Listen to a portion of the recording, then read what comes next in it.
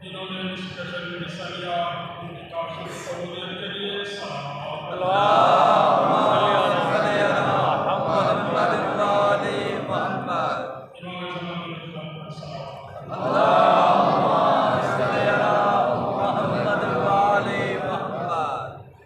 सबसे पहले आप तमाम हज़रात को ईद शुदा, ईद ज़हरा, इमाम ज़माना की ताक़ोशी और रहमतुल आलमीन की विलादत का स्वागत मुबारक। खालिक़ कायनात का ये एहसान है कि हम तीनों ईदें इकट्ठी मना रहे हैं। माशाअल्लाह। मैं आपकी मजाक से वाकिफ़ हूँ, आप मेरी मजाक से वाकिफ़ हैं, सैकड़ों मरतबा आपसे किताब पढ़ चुका हूँ। मुझे जो मौजूद दिया गया है उसे मुताबिक करने की कोशिश करूँगा। पहला मौजूद है कि ईद ज़हरा। और ईद ज़हरा कहते हैं ईद ज़हरा का मफ़हूम क्या है, इसको ईद ज़हरा से ताबीर क्यों किया गया है, ईद ज़हरा वजूद में कैसे आया। सलावत पढ़े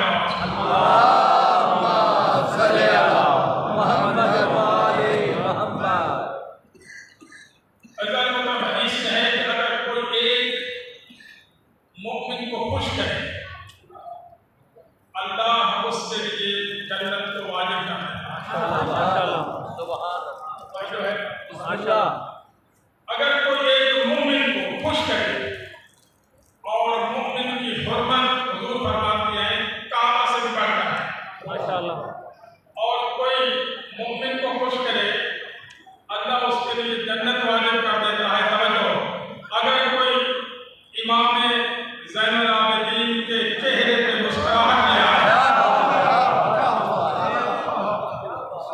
4 साल के बाद हमारे इमाम आज के दिन मुस्कुराए हैं और सैयदा ज़हरा खुश हुई है, इसलिए इसे ईद ज़हरा कहते हैं। इसलिए आज बीबी खुश है, क्यों खुश है कि मौला हुसैन के जितने कातिल थे अल्लाह ने दुनिया में उन्हें सजा देकर इमाम ज़ैनुल आबिदीन के सामने उनके सर फेंक दिए, इसलिए कहते हैं ईद ज़हरा। अब जो सबब बना है और इसका जो बैकग्राउंड है वो मैं जरा आपको बताना चाहता हूँ कि बैकग्राउंड क्या है। 4 साल के अर्सा में ये ईद ज़हरा वजूद में कैसे आई और बीबी खुश कैसे हुई और इमाम ज़ैनुल आबिदीन 4 साल के बाद आज ये हुक्म दे रहे हैं कि अपने लिबास को बदलो, आज खुशी का दिन है। अहमद बिन इसहाक़ की रिवायत है कि इमाम तक़ी अलैहिस्सलाम के घर हाज़िर खिदमत में देखा कि इमाम अपने हर खादिम को हुक्म दे रहे हैं कि आज लिबास बदलो और आला लिबास पहनो। इमाम तक़ी अलैहिस्सलाम फरमाते हैं अपने हर खादिम को, अहमद बिन इसहाक़ की रिवायत करते हैं कि मैंने देखा कि जो खादिम आ रहा था उसको कह रहे थे कि अपना लिबास जाकर चेंज करो, बड़े आला किस्म का लिबास, लफ्ज़ दो नया तरीन लिबास पहन के आओ और फिर खुशबू भी लगा रहे। तो मैंने सवाल किया, मौला आज खुशी का दिन है? तो इमाम फरमाते हैं इससे बढ़कर अहले बैत के लिए खुशी का दिन भला कौन सा होगा। सलावत पढ़े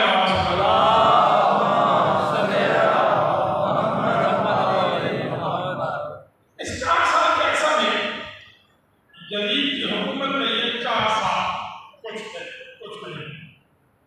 इसमें इब्न ज़ियाद को करबला का गवर्नर बनाया गया और हसीन बिन नबी को गवर्नर बनाया गया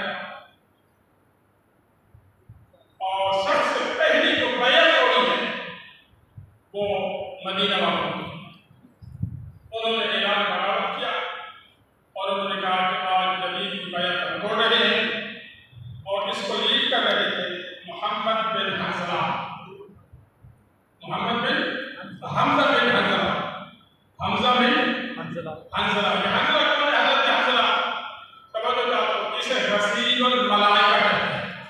क्या कहते हैं, गसीलुल मलाइका। इनकी शादी हुई, इन्होंने हुजूर से इजाजत ली थी कि मैं आज रात शादी हुई है, आज मैं बेगम के पास गुजार दूं। जब सुबह हुई तो इसको नींद आ गई, पता चला वहां पे जंग शुरू हो गई है। इसने घर से निकले, इश्क इलाही की मंजिल और इश्क रसूल की मंजिल, ये हजरत हंज़ला वहां पे पहुंचे, बगैर किसी को बताए जंग में शहीद हो गए और तलवार चलाते चलाते शहीद हो गए। अब बेगम के लिए मसला बन गया शरीफ कि इस पे तो गुस्ल वाजिब था, समझ आए, इस पे तो गुस्ल वाजिब था। और वो हौसला करती हुई हुजूर के पास हाजिर खिदमत हुई, या रसूलल्लाह मैं आपको एक बात बताना चाहती हूँ, आज शादी हुई थी, ये सुबह नींद आ गई थी, इन्हें पता नहीं चला, ये बहुत तेजी से भागे और आकर जंग में शहीद हो गए हैं, इन पे गुस्ल वाजिब था। हुजूर ने मुस्कुराते हुए फरमाया है, मुझे इल्म है इसको अल्लाह के मलाइका गुस्ल दे रहे हैं। पर मोहम्मद वाले मोहम्मद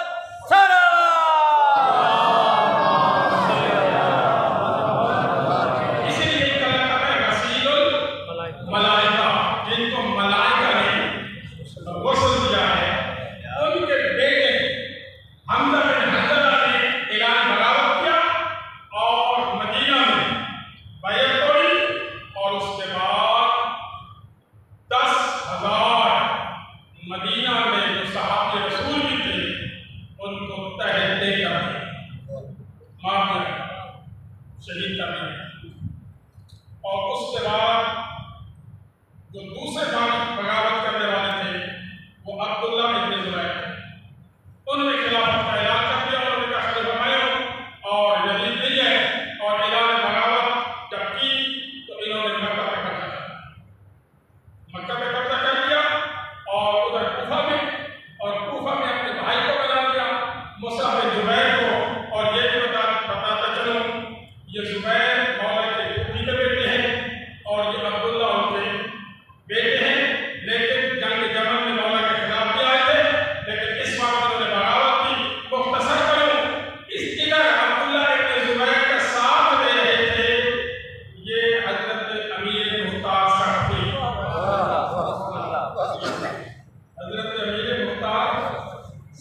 सक़फ़ी 13 साल की उम्र में इन्होंने जंग में हिस्सा लेने शुरू किया।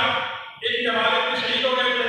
इनके दादा मसूद सक़फ़ी बहुत बड़ी बुजुर्ग हस्ती थी और खुद जो हजरत अमीर मुख्तार सक़फ़ी का जो लक़ब है वो है कीसान या कैसान पढ़े, दोनों पढ़ सकते हैं। इसका माना होता है इंतहाई सीरत, इंतहाई शुजाअत, इंतहाई फ़क़ीह यानी समझदार। इन्होंने अब्दुल्ला इब्न ज़ुबैर का साथ दिया और हसीन बिन नबील कई महीनों से ये सरमाई कर रहा था मक्का पे, और इधर मक्का पे बाहर जाकर ये लड़ाई करते फिर वापस आ जाते। ये इसी दौर में यजीद इस दुनिया से वासिल नहा, और इधर से जब हालात ने पलटा खाया तो सारे लोग बाहर निकल आए, तो ये जल्दी से हजरत अमीर मुख्तार वापस कूफा की तरफ रवाना हुए। और कूफा में सुलेमान बिन सुरत हवाई, ये मौला के सहाबी हैं, इन्होंने ऐलान कर दिया कूफा में कि हमसे बड़ी गलती हुई। ये उस वक्त गिरफ्तार तक का गला के वाक़या, हमसे बड़ी गलती हो गई, सारे दिल इकट्ठे आ जाओ और हम मौला हुसैन की खातिर लड़ाई करते हैं इब्न ज़ियाद के साथ।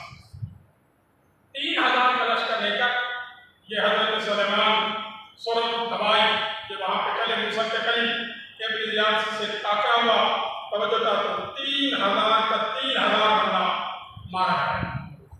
इन्होंने कहा कि मौला हुसैन के बाद हमें जिंदा रहने का कोई हक हासिल नहीं है और हमसे गलती हो गई है, धोखा हुआ है मौला से, तो अब हम अपनी जानें कुर्बान करते हैं। अब इधर हजरत अमीर मुख्तार सक़फ़ी मजबूत कर रहे थे अपने आप को, और मजबूत इनका जो साथ दे रहे थे, इनका लश्कर का जो कमांडर इन चीफ था वो था मालिक अशरफ का बेटा इब्राहीम अशरफ। इनको आप लश्कर देकर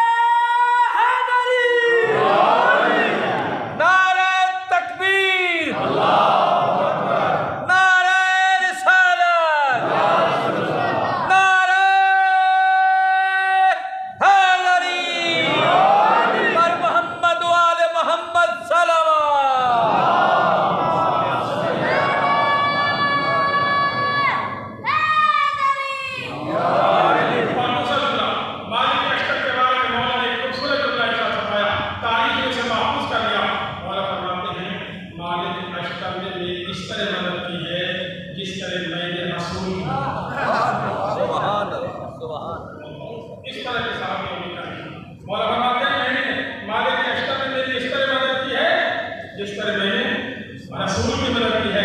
अगर अल्लाह आप जिसकी महारत की तारीफ नहीं करें, मौला से जब किसी ने पूछा मौला आपका कभी बुज़दिल से भी मुकाबला हुआ है, बहादुर से भी मुकाबला हुआ है? मौला बताते हैं अबू तालिब का बेटा कभी बुज़दिल से लड़ा नहीं है, या भी मैं लड़ा हूं, बहादुर से लड़ा हूं।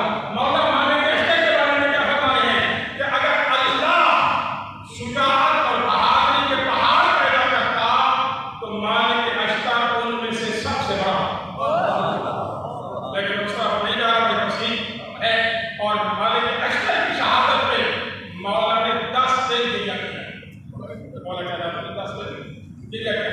उनके ये जो बेटे हैं इब्राहिम अश्तर, इनको हज़रत नबी मुख्तार ने भेजा कि जाकर मूसल पे इब्न ज़ियाद का मुकाबला, वहां पे उन्होंने जाकर इब्न ज़ियाद से जंग की और इब्न ज़ियाद का सर कलम कर वहां पे भेजा हज़रत नबी मुख्तार ने। इब्न ज़ियाद मारा गया, ये मूसल में वहां पे, और फिर हज़रत नबी मुख्तार ने पूरा कूफा की नाकाबंदी कर दी और फिर चुन चुन के जितने थे काबिल हुसैन सबके सर को जमा किया और फिर इमाम की खिदमत में भेजा। हुरमला का सर देखा है, उस वक्त आपके चेहरे पे मुस्कुराहट, और उस वक्त मौला ने फरमाया है कि शाम के दरबार में ये इब्न ज़ियाद और ये सारे हदीस जो है वो उस वक्त खाना खा रहे थे, और अल्लाह ने उसी मंजर को अब दिखाया है कि मैं बैठा हुआ हूँ और मेरे सामने सबके सर सलावत पढ़ने वाला।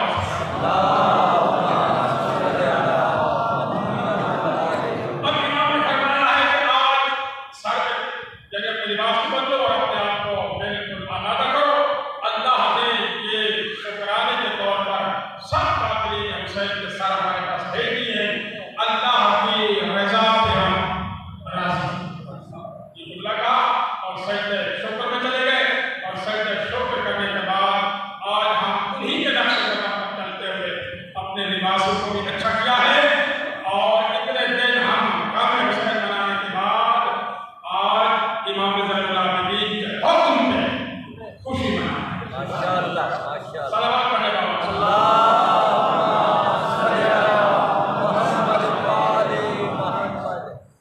अब दूसरा जो मौजू है वो है आज इमाम ज़माने की तारीख।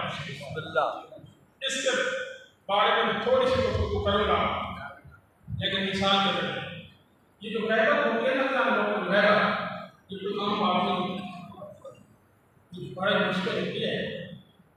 और किसी को शुबहात पैदा होते हैं कि क्या है, कैसे हैं, किस तरह जिंदा हैं, कैसे हैं।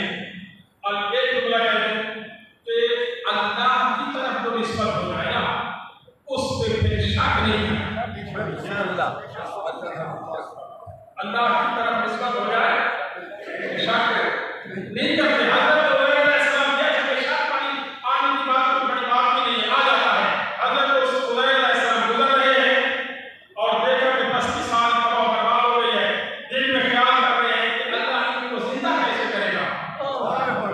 उज़ैर अलैहिस्सलाम क्या, और 100 साल के बाद हज़रत जिब्रील आकर फरिश्ता कहते हैं उज़ैर जाते हो, कहते जाते हो।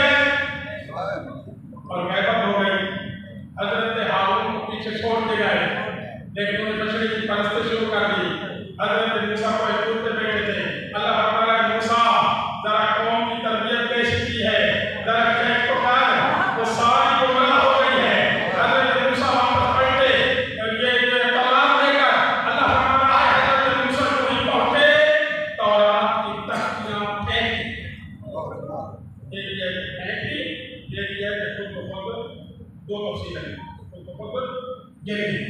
हज़रत मूसा हज़रत हारून नबी हैं, तवज्जो चाहिए, हज़रत हारून नबी हैं, उनके बालों पे हाथ रखा और उधर दाढ़ी पे हाथ रखा। बाद में आपको कौम में छोड़ रहा था कि आपने क्या किया है। हज़रत हारून फरमाते हैं मूसा मुझे पहले रखा, मुझे इल्ज़ाम न दे, ये कौम ऐसी थी, मैं एक तराजू में जाऊँ, इन्होंने मेरी बात नहीं सुनी, मैं क्या करता, हो सकता है कल हो जाता। अब हज़रत मूसा ने जब कौम को देखा, सबने तौबा के लिए आमादा हो गई, कोई कौम अल्लाह से राब्ता हुआ।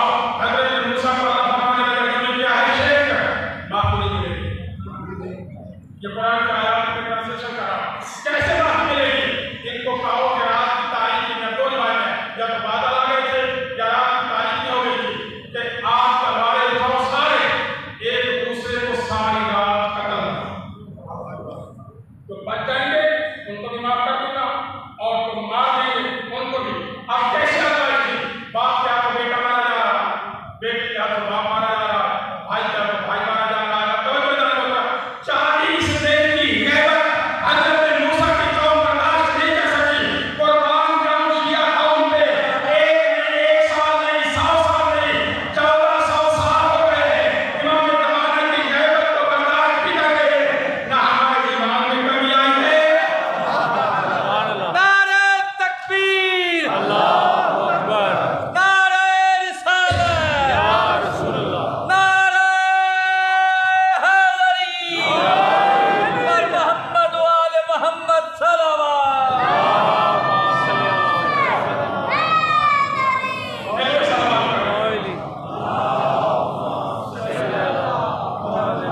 उस हस्ती पे गुफ्तगू कर रहा हूं जिसकी वजह से आप सारे मुसलमान होकर बैठे, सारे मुसलमान होकर बैठे। वलक़द अल्लाहु अलल मुमिनीना इज़ बअअस फ़ीहिम रसूलन मिन अंफुसिहिम अज़ाज़ु युज़क्कीहिम व युअल्लिमुहुमुल किताब वल हिकमा व इन कानू मिन क़ब्ल लफ़ी ज़लालिम मुबीन। अल्लाह फरमाता है मोमिनीन, ये मेरा आप पे एहसान है कि मैंने आप पे ऐसा रसूल भेजा है जो आपके आयात इलाही की तिलावत करते हैं और आपके तज़किये नफ्स करते हैं, जब कि तुम सब खुदा गुमराह में थे। इनका थोड़ा सा अरब का मैं थोड़ा सा आपको पेश करके ताकि आपके दिल में आ जाए, फिर आगे बढ़कर सवाल पढ़ने का। अल्लाह सल्ली अला 2000 साल पहले हज़रत ईसा, हज़रत इब्राहिम और हज़रत इस्माइल बिल्कुल ऐसे ही मशहूर थे और चर्चा होता था, जिक्र होता रहता था जैसे आजकल अहले बैत का शान से है। 2000 साल बनी दराहिम कबीला है जिसकी मक्का में हुकूमत है। 2000 साल, 2000 साल, 2000 साल के बाद फिर बनी क़ज़ा ने इस तसल्सल को तोड़ा और मक्का की तौलीयत को छीन लिया और उस वक्त कुरैश के जो खानदान थे एक दिन पहले हुए थे मक्का में जो तंग कहानी उधर एक बच्चे ने जन्म लिया जिसे कहते हैं कुसाब बिन किलाब। क्या कहते हैं? कुसाब बिन किलाब। तो ही पैदा हुए, अल्लाह ने इसके वालिद को उठा लिया, इसकी वालिदा ने दूसरी शादी की और ये शाम चले। शाम के बाद जब वापस आए तो कुसा ने ये दिल में ख्याल किया कि इस्माइल के जो असील अरब है वो तो मैं हूँ। असील अरब, असल अरब जिसे कहते हैं, वो तो मैं हूँ। तो ये 2000 साल और सैकड़ों साल इन्होंने हुकूमत कर दी है। ये चैलेंज करने वाले कुसा बिन किलाब ने आकर ललकार कि भाई ऐसी बात नहीं है, ये मक्का के हुकूमत में आया। और बताइए उनका दस्तूर ये था कि जब तक बनु क़ज़ा का बंदा कत्ल न मार लेता किसी और को इजाजत नहीं होती। खाना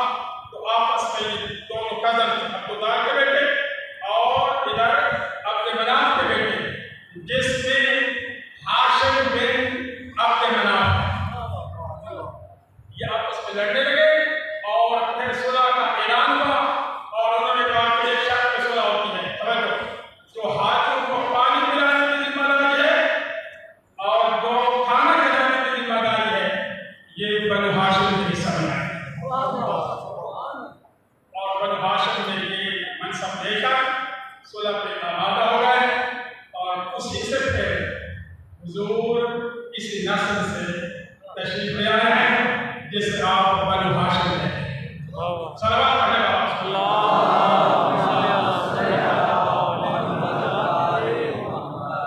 खाना काबा के साथ हजरत अब्बास इब्न मुत्तलिब जो मौला के चचा है वो बैठे हुए थे और दूसरा जिनके पास खाना काबा की चाबी थी वो बैठे हुए थे और आपस में लड़ रहे हैं।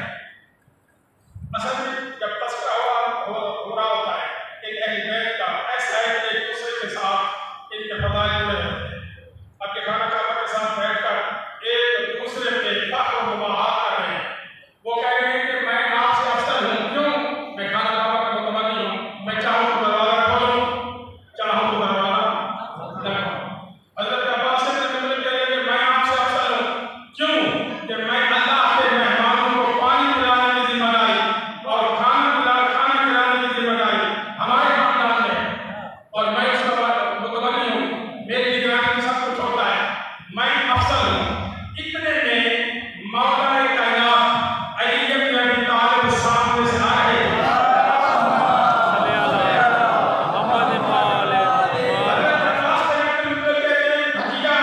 भतीजे थे कि यानी हमारा जरा फैसला है। क्या ये कहते हैं मैं अफजल हूँ, मैं कहता हूँ ये अफजल हूँ, आप बताएं अफजल है कौन? मौला ने ज़ेरे लब मुस्कुराए और कहने लगे न आप अफजल हैं न वो अफजल है, आप दोनों से मैं अली अफजल मैं दोनों से अली अफजल हूँ। हज़रत अब्बास इब्न मुत्तलिब नाराज़ हो गए हैं। चचा का रिश्ता होता है और सीधा आए रसूल के पास, हुजूर के पास, या रसूल अल्लाह मैंने फैसला कर रखा और भतीजे की तरफ देखे इन्होंने अपनी फज़ाइल बयान कर दी कि मैं फजीलत रखता हूँ। हुजूर ने कुछ नहीं फरमाया, ज़ेरे लब मुस्कुरा रहे थे।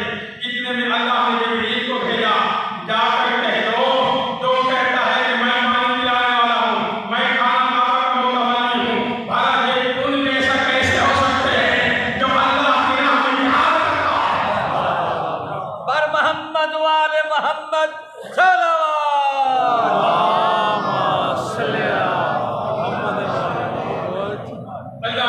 इसी खानदान से एक ऐसी हस्ती इस दुनिया में तशरीफ ले आए जिसका नाम हजरत अब्दुल मुत्तलिब ने रखा, मोहम्मद।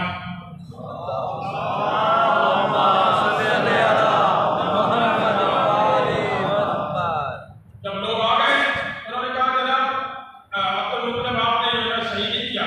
क्या कि जब नाम रखा जाता है खानदान में जो नाम चल रहे होते हैं बुजुर्गों को वो नाम रखते हैं, आपने ये नाम कैसे रखा? हज़रत अब्दुल मुत्तलिब फरमाते हैं मैं चाहता ये हूँ कि मैंने जो ये नाम रखा है आर्श वाले मेरे इस बेटे की तारीफ करें और ज़मीन वाले मेरे बेटे की तारीफ करें। इधर से अल्लाह ने आवाज़ दी इन्ना अल्लाह व मलाइकतहु युसल्लूना अलन नबी या अय्युहल्लज़ीना आमनू सल्लू अलैहि व सल्लिमू तस्लीमा।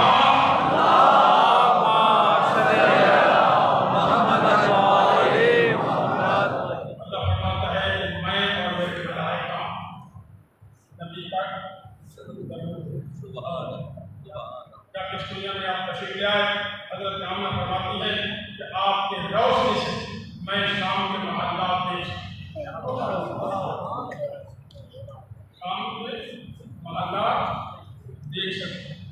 और जिस साल आप पैदा हुए हैं, जिस साल आप पैदा हुए हैं, अल्लाह ने ये हुक्म दिया कि जो शिका में मातर में बच्चा है वो बेटी पैदा नहीं होगी, बेटे पैदा होंगे। बेटे पैदा होंगे। क्यों? परवरदिगार फरमाया वमा अरसलनाका इल्ला रहमतन लिल आलमीन, मेरे हबीब मैंने आपको आलमीन के लिए रहमत बना के भेजा है। क्योंकि अरब का दस्तूर है कि जब बेटी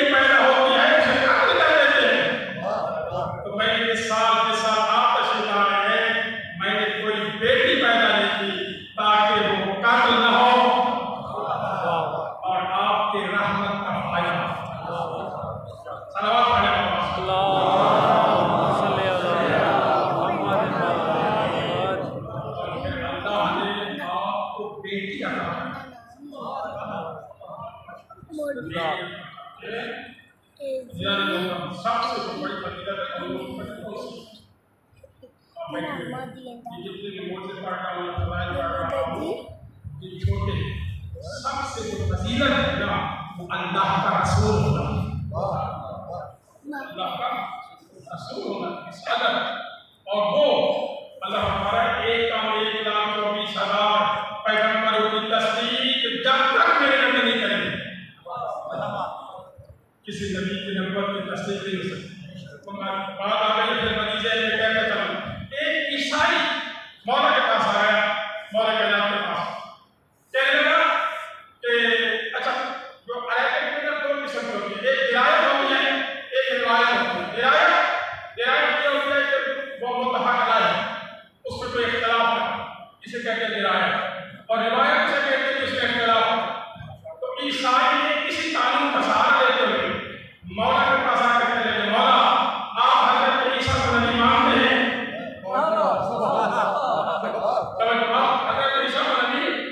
मानते हैं, ये बात है कि आया ईसाई मानते हैं और आप भी मानते हैं, ये बात है कि आया और हुजूर की नबूवत बन जाएगी रिवायत। और अरब ये दस्तूर अमल ये है कि जब रिवायत और रिवायत टकरा जाए उस वक्त रिवायत को लेते हैं, रिवायत को नहीं लेते।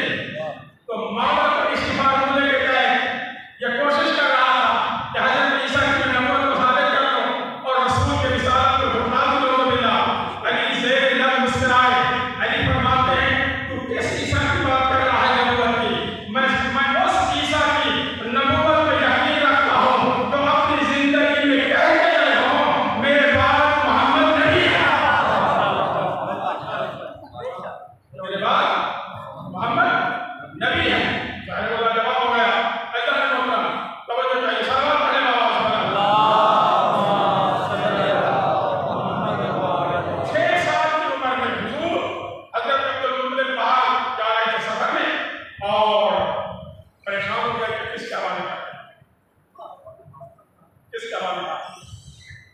सब चर्चाओं को बुला के सारे जमा और हजरत अब्दुल का कमाल तरीका ये अरब में पहला था कि खाना खाना की दीवार के साथ जब अरब के बड़े बड़े बैठे होते थे किसी बच्चे को बैठने की इजाजत नहीं होती, लेकिन हजरत अब्दुल ने सारे कानून को तोड़ा कि मेरा बेटा मेरे साथ है और बैठे हुए थे।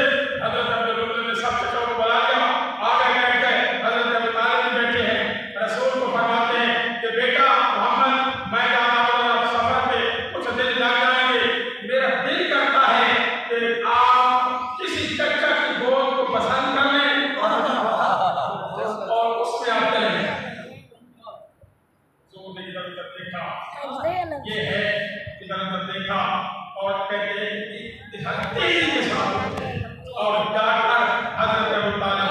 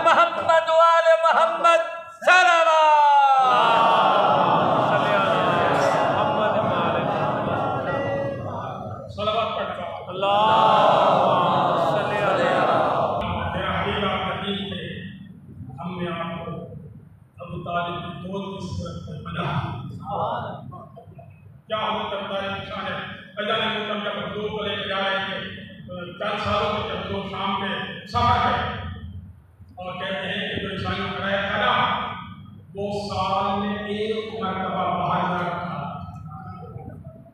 उसने जब देखा एक ऐसा मंजर क्या था कि एक बादल का टुकड़ा मुसलसल मेरे रसूल के सर पे साया करता रहता था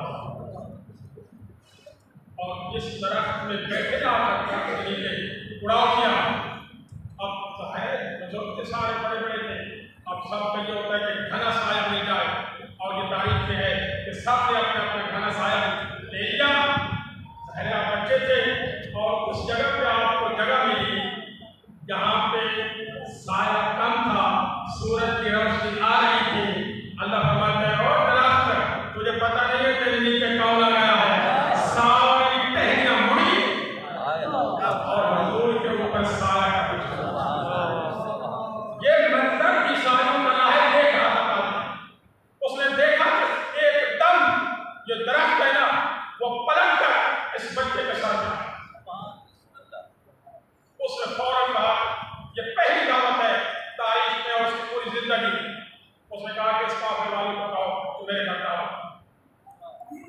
दावत हज़रत तारीफ छत पर आई थी, हुजूर को वहीं पे छोड़ दिया और सारे कहने लगा कोई पीछे भी रह गया कहने हाँ एक बच्चा है वो रह गया।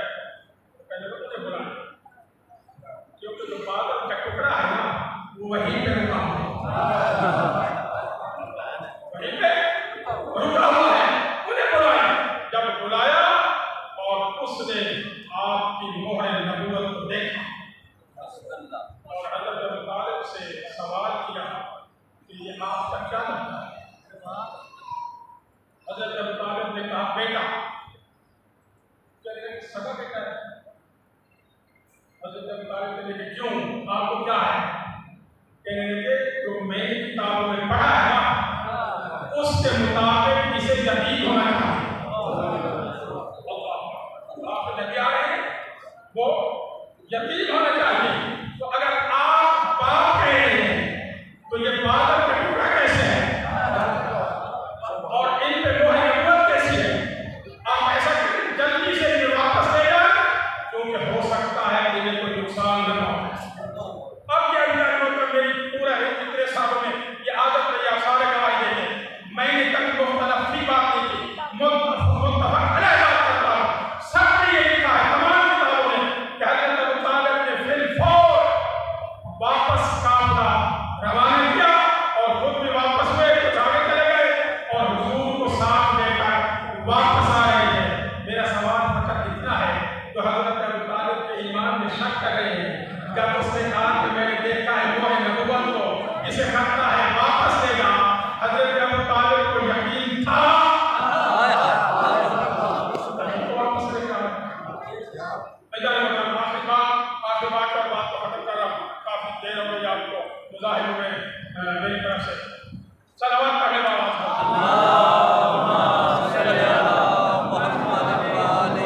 मैंने सारे मौजूद छोड़ दिए, ये आखिरी मौजूद बयान करके खत्म कर रहा हूँ। 1000 साल पहले आपकी विरासत कितने 1000 साल पहले यमन का बादशाह है जिसे कुब्बा यमन कहते हैं, वो अपने लश्कर के साथ मक्का से होता हुआ मदीना पहुंचा। उसके काफिले में 400 उलमा मौजूद थे जो आसमानी किताबों का मुकम्मल आसमानी उलूम के मुकम्मल तौर पर महारत है। वो जब वहां पे पहुंचा और रात को वहां पर पड़ाव किया, जब बाहर निकले तो एक जमीन की ऐसी जगह थी जहां पे नूर सामने नूर निकला। 1000 साल पहले सब उलमा हैरान हो गए, उन्होंने ये क्या मसला है। सारे बैठते हैं, डिस्कशन शुरू हो गई। कहते हैं उन्होंने फौरन सारी किताबों को मुताला करते करते आपस में डिस्कशन करते करते सुबह हो गई, इबादत का वक्त हो गया और फिर एक नतीजे पे पहुंचे। क्या नतीजे पे पहुंचे कि इसी जगह पे आखिरी नबी जिनका नाम मोहम्मद है वहां यहाँ पे तशरीफ लाए इसी जगह। इस वजह से यहाँ पे नूर बुलंद हुआ। उन्होंने कहा कि बात यह है कि हमने किताबों में पढ़ा था और आज देख लिया है और हमें ये नहीं पता कि कब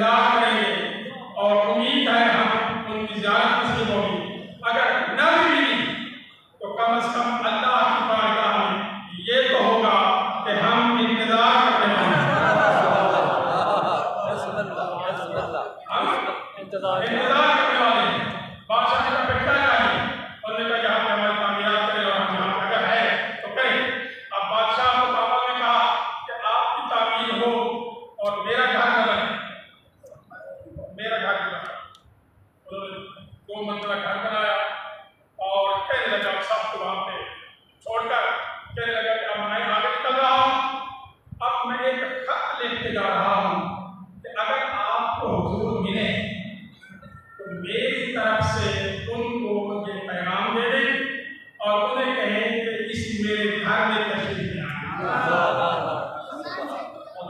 मेरे घर में तशरीफ ले आए।